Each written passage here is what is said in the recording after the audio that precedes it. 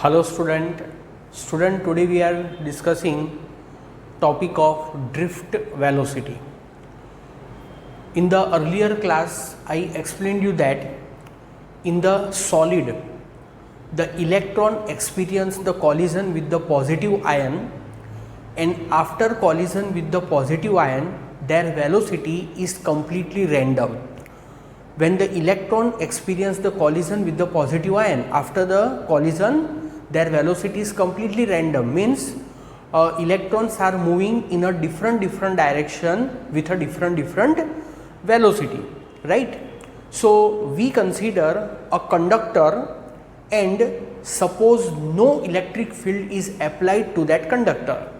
So at a given temperature the velocity of the electron is completely random. Electrons are moving in a random direction. So suppose there is a conductor and in that conductor there are capital N number of electrons. First electron, second electron, total how many electrons are there? 1 to n number of electrons are there. Total number of electrons in the conductor, right? Now if vector v1 is the velocity of the first electron, vector v2 is a velocity of the second electron, and vector vn is the velocity of the nth electron.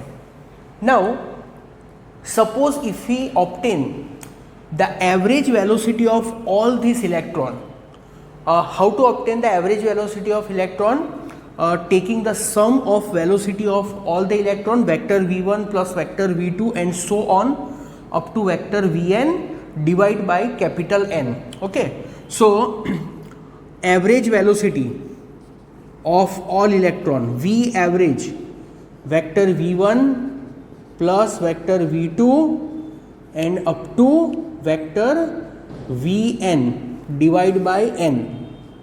So since the velocity of all the electron is in the random direction, सभी electron की velocity अलग अलग direction में है, ठीक है.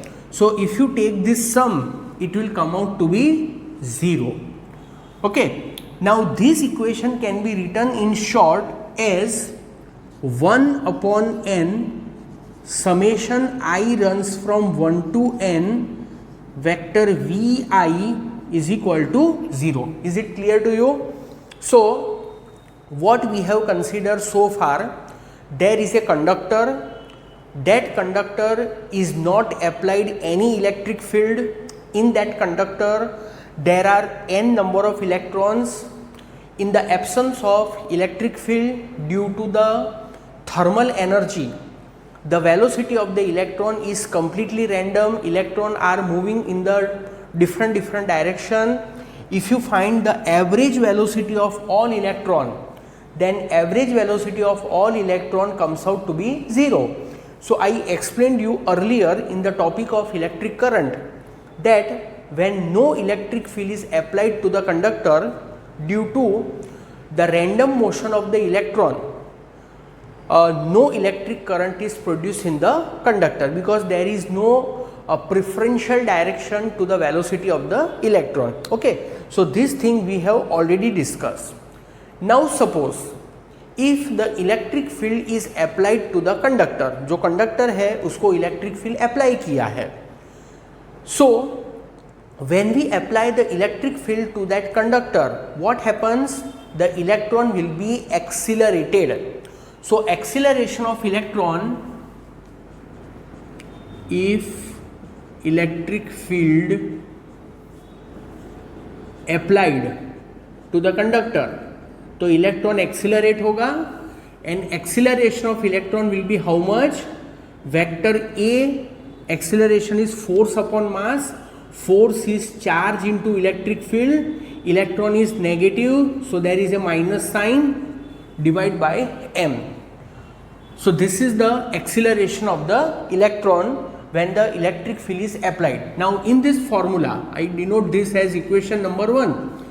Minus E is the charge of electron because electron is negatively charged particle, and what is m? M is the mass of electron. Is that clear? Okay, now let us consider ith electron, ये जो n number of electron है इसमें से हम एक electron consider करते हैं और उस इलेक्ट्रॉन को हम डिनोट करते हैं ith electron. So consider ith electron at time t. अब स्टूडेंट यहां पर हम एक टाइम एज्यूम कर रहे हैं, टाइम स्मॉल t. इस टाइम का कोई डायरेक्टली रोल नहीं है डेरिवेशन के अंदर, ठीक है. तो ये टाइम है क्या एक्चुअली, वो मैं आपको थोड़ी देर के बाद समझाता हूं, ठीक है. So we are considering the ith electron at time t.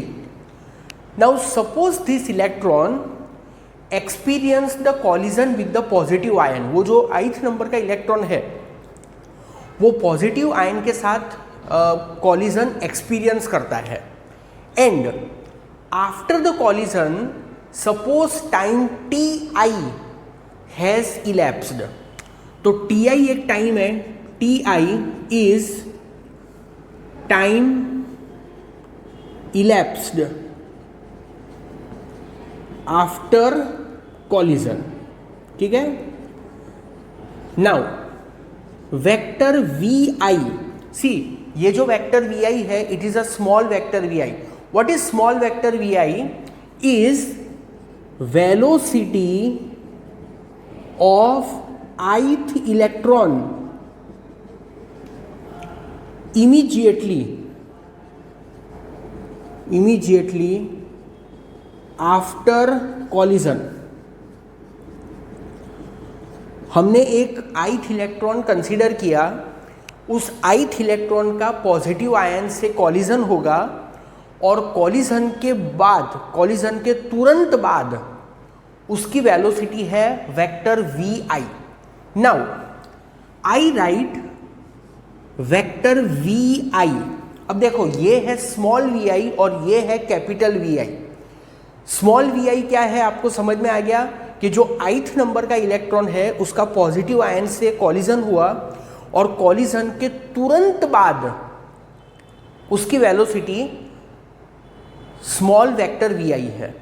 तो फिर ये कैपिटल वेक्टर वी आई क्या है? Capital vector we I is a velocity of ith electron after time t. मतलब ये जो ith इलेक्ट्रॉन है, इस ith इलेक्ट्रॉन का पॉजिटिव आयन के साथ कॉलिजन हो गया और कॉलिजन होने के बाद टी जितना टाइम इलैप्स हो गया, टी जितना टाइम बढ़ गया, तो टी जितने टाइम के बाद वो ith इलेक्ट्रॉन है उसकी वेलोसिटी क्या होगी? तो vector we I is velocity of ith electron after t i time, ठीक है. तो स्टूडेंट वेलोसिटी का फॉर्मूला मैं क्या लिख रहा हूं, देखो vector we I is equal to vector we i, this is small we i, this is capital we i, the meaning are explained over here, minus e into vector e divide by m into t i. This is equation number 2. ये equation कैसे आया? जो mechanics में equation था vector v is equal to v0 plus at. v0 was the initial velocity, तो यहां पर electron की इनिशियल वेलोसिटी है वेक्टर vi. इनिशियल वेलोसिटी मतलब इलेक्ट्रॉन का पॉजिटिव आयन के साथ कॉलिजन हुआ उसके तुरंत बाद की वेलोसिटी वेक्टर vi है, जिसको हम इनिशियल वेलोसिटी कंसीडर करते हैं. v0 प्लस पर प्लस की जगह माइनस आ जाएगा क्योंकि एक्सेलरेशन नेगेटिव है. v is equal to v0 plus a into t. यहाँ पर t के प्लेस पर ti है because this vector vi is the velocity of the ith electron at time ti. Is it clear to you? Okay, I rub this. So you must have understood this formula. Now here the time which I have considered is t और ti क्या है? ti is the time elapse after the collision of electron with the positive ion. अब student एक बात समझो कि metal के अंदर, कंडक्टर के अंदर जितने भी इलेक्ट्रॉन्स है, all electron do not experience the collision at the same time. Electron experience the collision at a different time.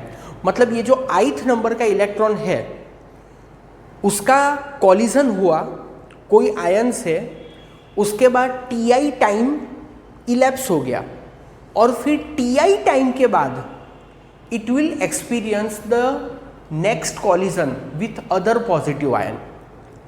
मतलब आप ऐसा समझ सकते हो कि ये जो ith इलेक्ट्रॉन है उसका कॉलिजन हुआ 0 टाइम पर, उसके बाद ti टाइम इलेप्स हो गया, ti टाइम के बाद उसकी वेलोसिटी इतनी है और फिर ti टाइम के बाद उसका नेक्स्ट कॉलिजन होगा दूसरे पॉजिटिव आयन के साथ। But other electron may experience the collision before the ti time और आफ्टर द ti टाइम, बराबर, because electron experience the collision at a different time. सबका जो कॉलिजन होता है वो अलग अलग टाइम पर होता है। समझ में आई आपको ये बात? तो ये जो हमने एक टाइम एज्यूम किया है, ये वाला टाइम टी टाइम, ये टी वाला टाइम एक ऐसा टाइम है कि जिस टाइम में सभी इलेक्ट्रॉन के कॉलिजन हो जाते हैं। सम इलेक्ट्रॉन में experience the collision before this time t I, some may experience the collision after this time ti. So we have assumed a time during which all the electron experience the collision with the positive ion. समझ में आया? तो ये जो हमने equation number 2 लिखा है, this equation number 2 is only for the ith electron. Vi is a velocity of ith electron immediately after the collision. This is the acceleration of electron. Ti is a time elapsed after its collision, and vector Vi is a velocity of the ith electron after the Ti time. Is that clear? So far we have considered only one electron. Now suppose we want to consider all the electrons, जितने भी electrons है in the solid that we consider. So consider all electrons in solid. So now what we do, we take the average of this equation 2, ठीक है, क्योंकि जितने भी electrons है वो सबकी एवरेज वेलोसिटी हमको कंसीडर करनी पड़ेगी, because all electron will have a different velocity. So in this equation we have considered only a single electron, ith electron. Now I want to consider all the electron in the solid. So consider all electron in the solid. So taking average of equation number 2. So vector Vi average is equal to small vector Vi average minus E vector E by m. This is constant. Acceleration of all the electron is same, and average of Ti. Okay, let us denote this as equation number 3.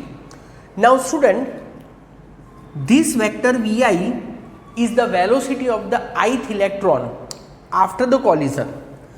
Now immediately after the collision, the velocity of the electron is in the random direction.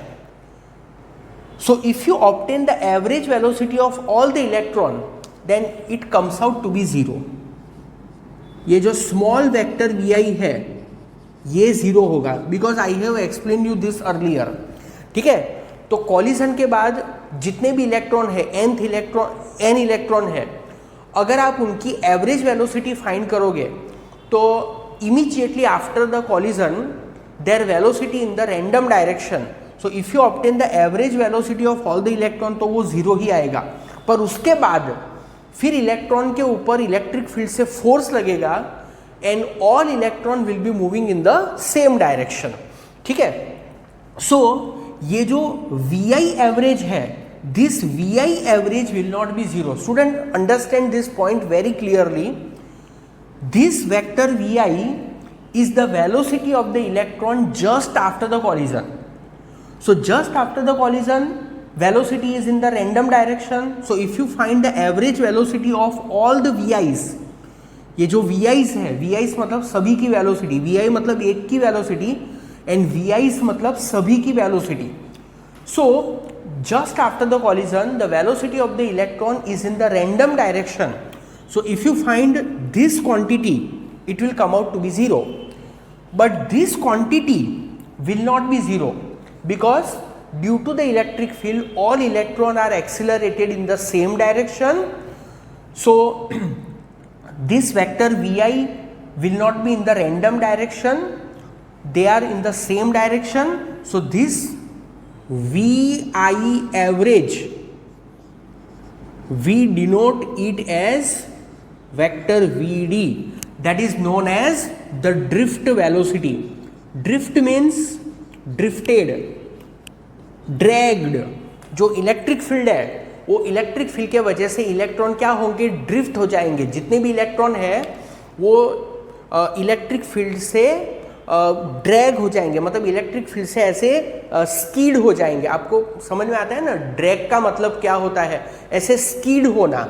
ठीक है, तो due to the collision of electron with the positive ion, electron will tends to move in the random direction. But जो electric field है, वो electric field electron को random direction में move नहीं करने देगा. That electric field will accelerate all the electron in the same direction. So that's why this is zero and this is not zero. So average velocity of all the electron after the collision is Vd, that is known as the drift velocity. अच्छा, अभी ये जो Ti है, वो Ti क्या है, तो Ti is the time elapsed. ठीक है, अभी एक बात समझो, जो ith नंबर का इलेक्ट्रॉन था उसका कॉलिजन हुआ पॉजिटिव आयन से, एक पॉजिटिव आयन से ith इलेक्ट्रॉन का कॉलिजन हुआ और फिर Ti टाइम इलेप्स हो गया, और Ti टाइम के बाद उसका न्यू कॉलिजन होगा with some other positive ion. So आप ऐसा बोल सकते हो कि ये जो Ti है, this Ti is a time elapse between two successive collision of the electron with the positive ion. देखो, ये पॉइंट टेक्स्ट बुक के अंदर प्रॉपरली एक्सप्लेन नहीं किया हुआ है, तो जो मैं आपको बोल रहा हूँ आप उसको सुनो, आपको ये क्लियर हो जाएगा. ठीक है, पैम्पलेट में से भी आपको ये समझ में नहीं आएगा, क्योंकि पैम्पलेट टेक्स्ट बुक के अकॉर्डिंग ही मैंने दिया हुआ है. तो Ti क्या है, एक बार समझो. जो ith इलेक्ट्रॉन है उसका पॉजिटिव आयन से कॉलिजन हुआ, उसके बाद Ti टाइम इलेप्स हो गया, और फिर Ti टाइम के बाद वो न्यू पॉजिटिव आयन के साथ कोलाइड होगा. So what is this Ti? Ti is the time between two successive collision of the electron with the positive ion. मतलब जो ith इलेक्ट्रॉन है वो एक पॉजिटिव आयन से कोलाइड होता है, फिर उसके Ti टाइम के बाद वो नेक्स्ट पॉजिटिव आयन के साथ कोलाइड होता है. Now you can understand that this Ti will not B same for all the electron. मतलब कि अगर कोई इलेक्ट्रॉन है, उसका एक पॉजिटिव आयन के साथ कॉलिजन होता है, उसके 1 सेकंड के बाद उसका नेक्स्ट पॉजिटिव आयन के साथ कॉलिजन होता है. ठीक है, तो ith इलेक्ट्रॉन के लिए दो कॉलिजन के बीच का जो टाइम है वो 1 सेकंड है. बट अगर आप कोई दूसरा इलेक्ट्रॉन कंसीडर करोगे तो जरूरी नहीं है कि वो 1 सेकंड के बाद ही नेक्स्ट कॉलिजन एक्सपीरियंस करेगा. It may experience the collision after 1.1 second और आफ्टर 1.2 सेकंड, और it may experience the collision before 1 second also. Suppose some electron may experience the collision in only 0.8 second or 0.7 second. Means some electron experience the collision in a time before Ti or in a time after Ti. But all electron experience the collision within this time. ये जो T time है वो T time के अंदर सभी electron collision experience कर लेते हैं। तो हमने ये जो टी टाइम है, मैंने आपसे कहा था कि ये टी टाइम का कोई डायरेक्ट यूज़ नहीं है फॉर्मूला में, बट ये टी टाइम हम ऐसा टाइम कंसिडर कर रहे हैं कि जिसमें सभी इलेक्ट्रॉन का कॉलिजन हो जाता है, ठीक है। Okay, so if you find the average of all this T I, average of T I, then it is tau, it is tau and it is known as relaxation time, relaxation time। तो ये relaxation time क्या होता है? Definition is not given in the textbook। Relaxation time means the average time between two successive collision of electron with the positive ion। I rub this portion and I write the definition over here।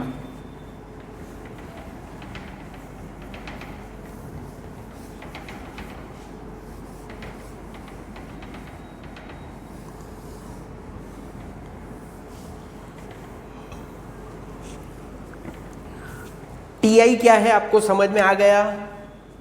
T I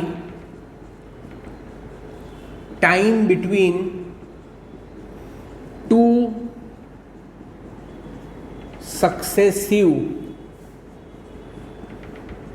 collision of electron with positive ion. जो ith number का electron है उसके positive ion के साथ जो collision होते हैं, तो दो पॉजिटिव आयन के साथ कॉलिजन के बीच का जो टाइम है वो है टी आई। सो रिलैक्सेशन टाइम मतलब क्या, पहले तो आप वो समझो, पहले मैं उसकी डेफिनेशन लिख देता हूं। Average time between two successive, successive मतलब एक के बाद के एक, successive collision of electron with positive ion is called relaxation time। देखो, एक इलेक्ट्रॉन है, उसका पॉजिटिव आयन के साथ कॉलिजन हुआ, ठीक है, फिर उसका दूसरे पॉजिटिव आयन के साथ कॉलिजन हुआ। So electron experience the collision with one positive ion and then it experience the next collision with other positive ion। तो वो दो कॉलिजन के बीच में का जो टाइम है उसमें इलेक्ट्रॉन रिलैक्स है। इलेक्ट्रॉन कैसा है? रिलैक्स। रिलैक्स मतलब it do not experience any accident. तो दो एक्सीडेंट, दो कॉलिजन के बीच का जो टाइम है उसमें वो आराम से मूव कर रहा है, रिलैक्स है, तो उसको कहते हैं रिलैक्सेशन टाइम, बराबर। पर यहाँ पर हमने एवरेज वर्ड यूज किया है, average time between two successive collision of electron with the positive ion. Average क्यों वर्ड यूज किया? Because all electron do not experience the collision at a regular interval of time. Suppose one electron experience the collision at an interval of 1 second, some experience the collision in 1.5 second, some experience the collision in 0.9 second। So the time between successive collision is not same for all, so that's why we have used the word average। तो ये जो average of all TI होता है उसको कहते हैं relaxation time, और ये डेफिनेशन बुक में नहीं दी हुई है, ठीक है। So we use this values, जैसे कि average of small we I 0 है, average of capital we I is V D है, and average of this T I is tau है। इक्वेशन 2 के अंदर हम यूज करते हैं। So from equation 2 average of we I, इसका एवरेज लेना है तो अच्छा देखो यहाँ मैंने लिखा है average of we i, equation 3 sorry, from equation 3।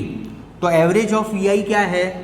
Vector v d is equal to average of small we I is 0 minus e upon m and tau, relaxation time. So vector v d is equal to minus e by m into tau. This is the formula for drift velocity and relaxation time. Okay, अभी देखो ये जो figure मैंने यहाँ पर draw करके रखी है, in the text book the figure is given but they have not explain anything from the figure. तो ये फिगर क्या है आपको भी ड्रॉ करनी है, तो ये फिगर में क्या समझाया है वो मैं आपको समझा देता हूँ। Student, there is a conductor and electric field is applied in that conductor from right to left. See, electric field is from right to left. When no electric field is applied to that conductor, then the path of electron is zigzag from A to B. You can see the continuous path. Electron is moving on this zigzag path. और zigzag path पर क्यों move कर रहा है? क्योंकि electron is colliding with the positive ion. तो जहाँ पर भी ये एंगल फॉर्म होता है ना, वहाँ पर कोई पॉजिटिव आयन होगा, यहाँ पर एक पॉजिटिव आयन होगा, यहाँ पर पॉजिटिव आयन होगा, because when the electron collide with the positive ion it's direction of velocity changes. तो यहाँ पर पॉजिटिव आयन होगा, यहाँ पर भी पॉजिटिव आयन होगा, पॉजिटिव आयन होगा, तो electron is moving on a zigzag path in the absence of electric field. ठीक है, so electron moves from A to B in the absence of field. But when the field is applied, जब field apply करेंगे, then electron moves from A to B dash instead of moving from A to B. अभी actually जब electric field apply करते हैं तो path does not become random, path does not remain random. ठीक है, but वो चीज़ उन लोगों ने यहाँ पर फिगर में आपको रियलाइज नहीं होगी। ठीक है, तो आप मुझे ऐसा मत पूछना कि सर जब इलेक्ट्रिक फील्ड अप्लाई करेंगे तो फिर पाथ रैंडम क्यों है। दैट्स ट्रू, जब इलेक्ट्रिक फील्ड अप्लाई करेंगे तो path will not be random, okay, because all the electrons are accelerated in the same direction. Okay, but you forget that thing in this figure.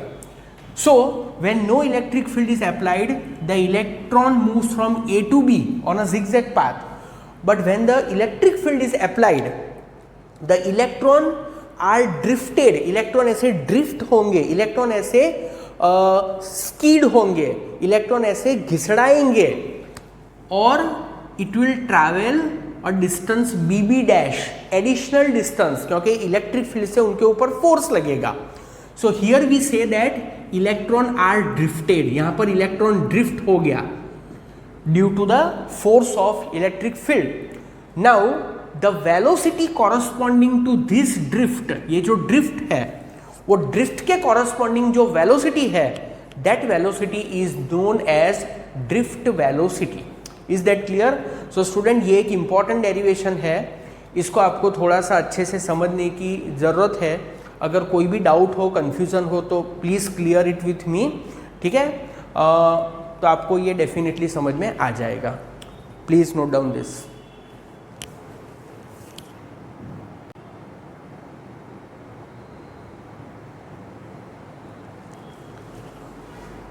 Hello student, we are discussing a topic of drift velocity and current density. Before I explain you this topic, I want to explain one concept, real current and the conventional current. Text book में नहीं समझाया है but ये आपको पता होना चाहिए। Real current and conventional current. Conventional, सी क्या होता है डिफरेंस समझते हैं। सपोज एक कंडक्टर है, कंडक्टिंग वायर, बैटरी से कनेक्ट करोगे नहीं तो करंट तो फ्लो होगा नहीं। So let us connect the battery, उसके साथ एक बैटरी कनेक्ट कर देते हैं इस तरह से। ठीक है, सपोज ये है पॉजिटिव टर्मिनल ऑफ बैटरी, चलो इसको यहाँ नेगेटिव लेते हैं, यहाँ पॉजिटिव लेते हैं। ठीक है, ओके, ऐसे। So electric field will be establish in this conductor, ये पॉजिटिव एंड होगा, ये नेगेटिव एंड होगा। तो कंडक्टर के अंदर इलेक्ट्रिक फील्ड कौन से डायरेक्शन में होगा? It will be from right to left. Is that clear? Electron inside the conductor will be accelerated in the direction opposite to field. तो जो इलेक्ट्रॉन है वो ऐसे मूव करेंगे। तो inside the conductor electron moves from negative to positive. And outside the conductor in the circuit electron ऐसे flow करेंगे, ये इलेक्ट्रॉन है, ठीक है, -e लिखो, तो electron is moving in this direction. तो ये जो करंट होता है इसको कहते हैं real current.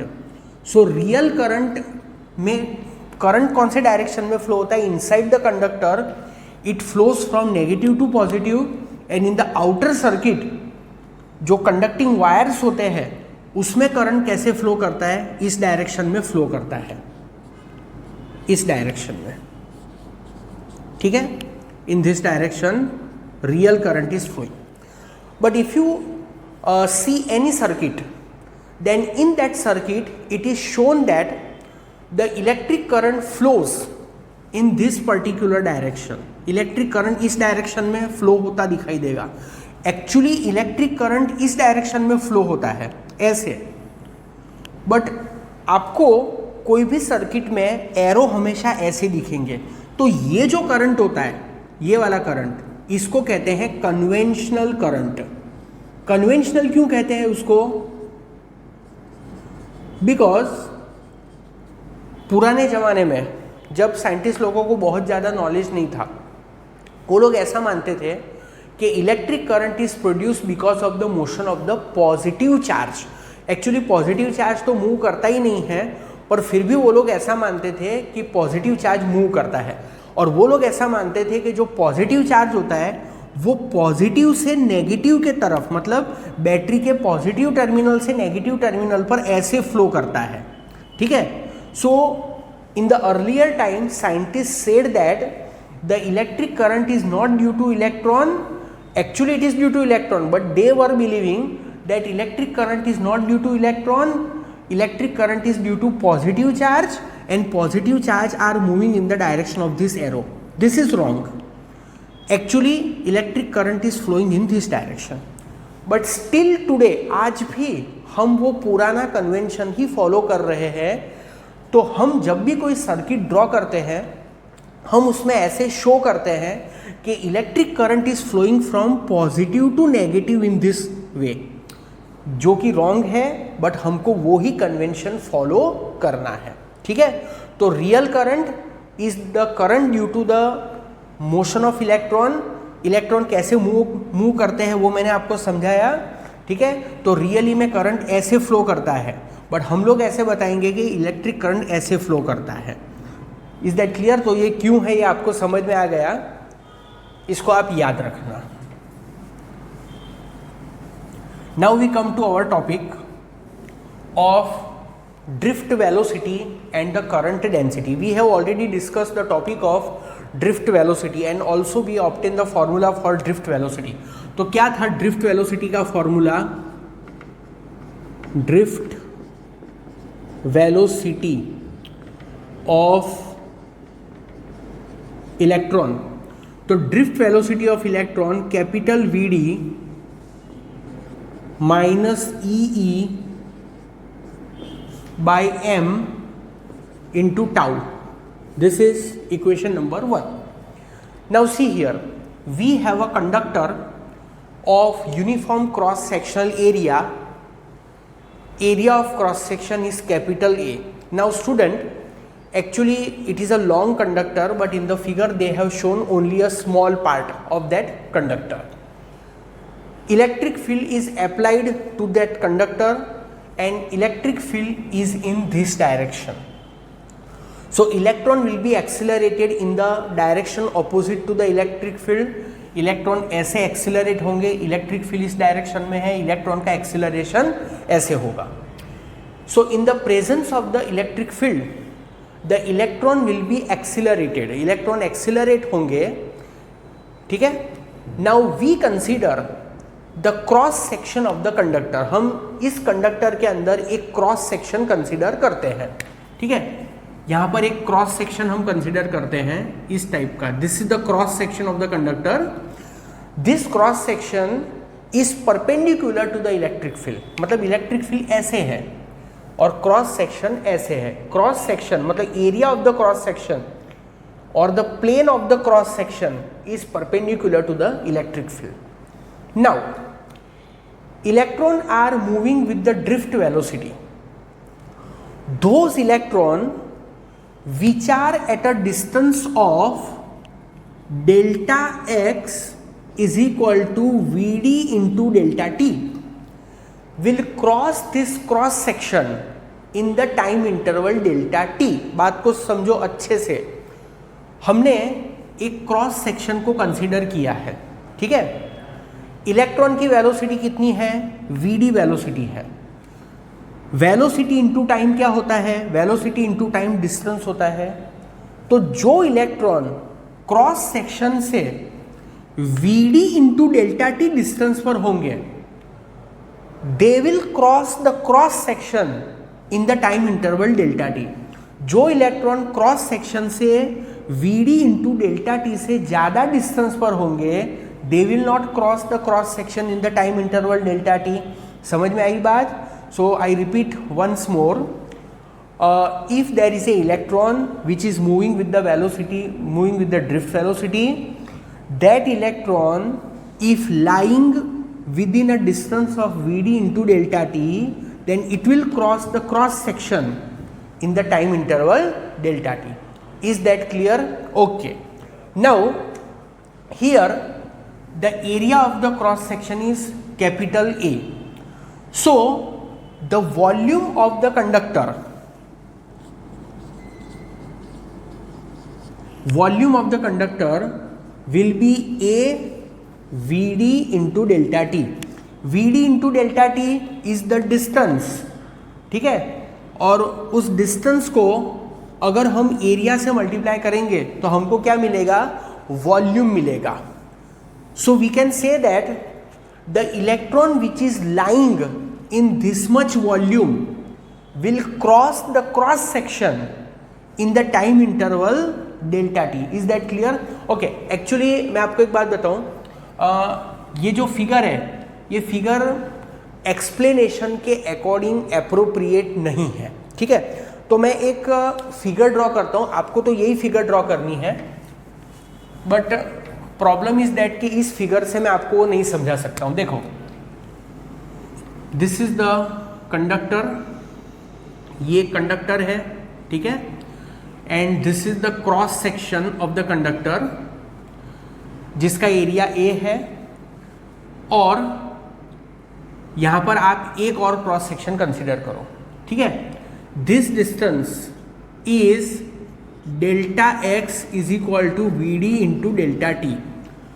So if the electron is within this region, अगर इलेक्ट्रॉन इतने रीजन के अंदर है तो ही वो इस क्रॉस सेक्शन को क्रॉस करेगा डेल्टा टी टाइम के अंदर, because velocity of the electron is Vd. तो जो इलेक्ट्रॉन इस क्रॉस सेक्शन से इतने डिस्टेंस के अंदर होगा, वो ही इस क्रॉस सेक्शन को क्रॉस करेगा इस तरह से. But the electron which will be far from this distance, it will not cross this cross section in the delta t time. समझ में आई बात? ठीक है. तो वो जो फिगर ड्रॉ की थी, वो फिगर एक्सप्लेनेशन के अकॉर्डिंग नहीं थी, थोड़ा सा कंफ्यूजन हो रहा था. आप लोग वही फिगर ड्रॉ करना. तो एक बात आपको समझ में आ गई, फिर से थोड़ा सा समझा देता हूं. There is a electron in this conductor. The electron is moving with the velocity Vd, drift velocity. उसकी ड्रिफ्ट वेलोसिटी का फॉर्मूला ये है, we have consider a cross section of that conductor which is perpendicular to the electric field. मतलब वो जो cross section है उसका plane, ये क्रॉस सेक्शन का जो प्लेन है वो इलेक्ट्रिक फील्ड को परपेंडिकुलर है. Electric field is in this direction and cross section is perpendicular to it. The electron which is within the distance of Vd into delta t will cross that cross section, will pass through that cross section in the time interval delta t. ठीक है. तो ये जो portion है, देखो इतना portion, इसका volume कितना हुआ? इसका वॉल्यूम हुआ A into Vd into delta T. So we can say that the electron which is within this volume will only cross this cross section in the time interval delta t. Now here we define one term small n. Small n, क्या है small n? Small n is the number density of charge carrier. Charge carrier मतलब electron. Number density of electron बोलोगे तो भी चलेगा. So small n क्या होता है? Number of electron per unit volume, जिसको कहते हैं number density, number of electron per unit volume. Number of electron in unit volume, तो इतने वॉल्यूम में कितने electron, this multiply by this. So number of electron in given volume, given volume में, given volume मतलब इतना volume, इतने volume में कितने इलेक्ट्रॉन होंगे, NaVd इंटू डेल्टा टी. आप Vd को सिर्फ Vd भी लिख सकते हो या फिर ऐसे वेक्टर करके फिर उसका मैग्नीट्यूड भी लिख सकते हो. समझ में आया? तो हमको क्या मिला, number of electron in the given volume NaVd into delta t. Is that clear? Okay. Now तो गिवन वॉल्यूम में इतने इलेक्ट्रॉन है. इसको मैं दूसरे तरह से भी बोल सकता हूं, total number of charge particle मतलब electron, total number of electron crossing this cross section is this. इतने वॉल्यूम में जितने भी इलेक्ट्रॉन होंगे वो इस क्रॉस सेक्शन को क्रॉस करेंगे, because they are drifted by the electric field. Electric field के ऑपोजिट डायरेक्शन में वो सब मूव कर रहे हैं, वो सब ड्रैग हो रहे हैं, तो सभी वो क्रॉस सेक्शन को क्रॉस करेंगे. ठीक है. So here I right delta Q. What is delta Q? Delta Q is the charge passing through the cross section in the delta t time. Charge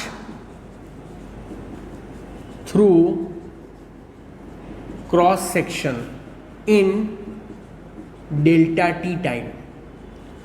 तो ये जो नंबर ऑफ चार्ज पार्टिकल है उसको charge से multiply कर दो, तो we will get minus, minus क्योंकि इलेक्ट्रॉन का चार्ज नेगेटिव होता है, minus NaVd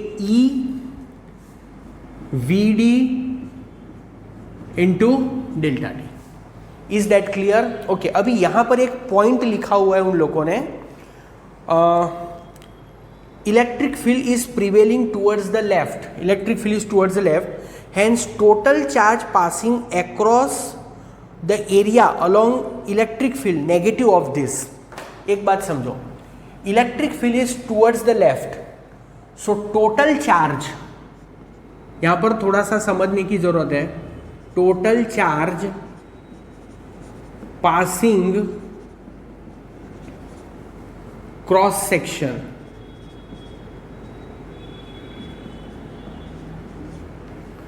is negative of this. इसका मतलब क्या है? सी, जो मैंने आपको कहा था कि पुराने टाइम में साइंटिस्ट ऐसा मानते थे कि जो करंट होता है that is because of the positive charge. Positive charge and negative charge goes in the opposite direction. तो here I am telling you that negative charge is going in this direction, in the direction opposite to field, but the positive charge is moving in the direction of field. Actually positive charge तो move करता ही नहीं है, ठीक है. But यहां पर topic को समझने के लिए ओल्ड कन्वेंशन को फॉलो करके हम लोग ऐसा बोल रहे हैं कि total charge passing the cross section is negative of this. मतलब कौन सा चार्ज हम कंसिडर कर रहे हैं? वो कन्वेंशनल चार्ज, मतलब वो जो पॉजिटिव चार्ज. ठीक है. सो delta Q is equal to Na, opposite of this. This is the negative charge crossing the cross section from left to right, and this is the charge of positive charge cross section, charge of positive charge crossing the cross section from right to left. So this is delta Q is equal to NaEVd into delta T. आई बात समझ में? Okay. Let us denote this as equation number 2. Pamphlet में आप देख लेना, equation का number मुझसे ऊपर नीचे हो जाएगा, पर कोई बात नहीं, इक्वेशन में सभी लिखूंगा. So we have delta Q this. Now we write the expression for current. तो student current is rate of flow of charge. Current is equal to charge by time. So charge is equal to current into time. So delta Q is equal to I into delta T. This is equation number 3. Comparing equation 2 and 3 from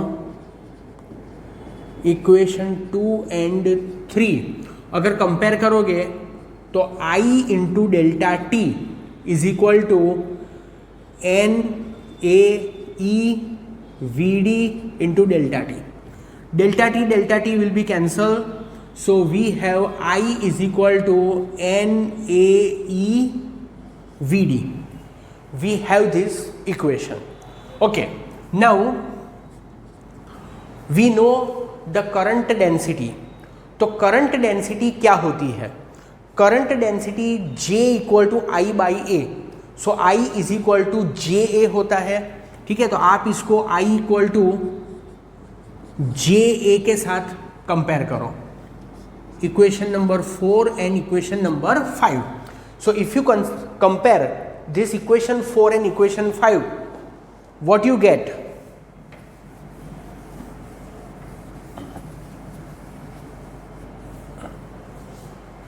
JA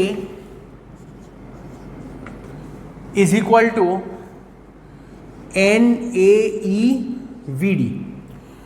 AA will be cancelled, so we have J equal to NE VD. This is very important formula and do remember this formula. Let us denote this as equation number 6. Okay. So ये formula हमने obtain किया. Now student, J is the current density. J equal to NE VD. ठीक है. अब इस formula के अंदर हम ड्रिफ्ट वेलोसिटी का फॉर्मूला सब्स्टिट्यूट करेंगे यूजिंग, क्या था ड्रिफ्ट वेलोसिटी का फॉर्मूला? उसका magnitude VD is equal to EE by M into tau. This is equation 7. So J equal to NE, VD के प्लेस पर EE by M into tau. So what we get? We get N E square E by M into tau. We have this equation. Okay.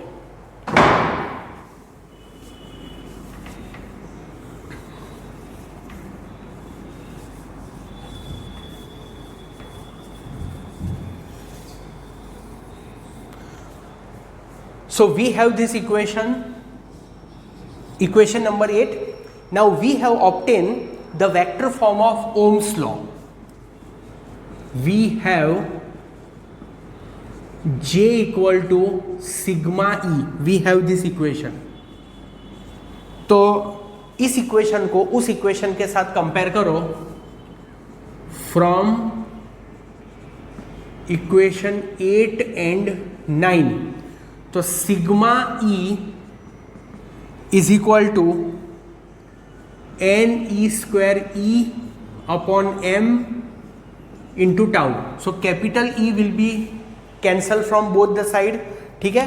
अच्छा, दूसरी बात कि ये जो equation मैंने लिखा है J इक्वल टू दिस, अभी इसमें ये जो J है करंट डेंसिटी और ये जो E है इलेक्ट्रिक फील्ड, दोनों वेक्टर है और दोनों की डायरेक्शन हमेशा सेम होती है. ठीक है. तो अगर आपको वेक्टर फॉर्म में लिखना है तो vector J equal to NE square vector E by M into tau भी लिख सकते हैं. ठीक है, वैसा मैंने लिखा हुआ है पैम्पलेट के अंदर. Now this E and E will be cancel. So sigma is equal to NE square upon M into tau. We have this formula. Sigma क्या है? Sigma is a conductivity. Now rho is inverse of conductivity. Rho is the resistivity, sigma is a conductivity. So rho क्या होगा? Rho is equal to इसका inverse so m upon n square into tau. So this is the formula for resistivity, relation between resistivity and the relaxation time. और हमको जो relation चाहिए था, relation between drift velocity and current density, तो ये वो relation है, ये एक इम्पॉर्टेंट रिलेशन है और हमने इसमें एक दूसरा रिलेशन भी ऑप्टेन कर दिया है, relation between current density and drift velocity, ठीक है, और ये भी एक इम्पॉर्टेंट रिलेशन है. So this is an important derivation, so do it.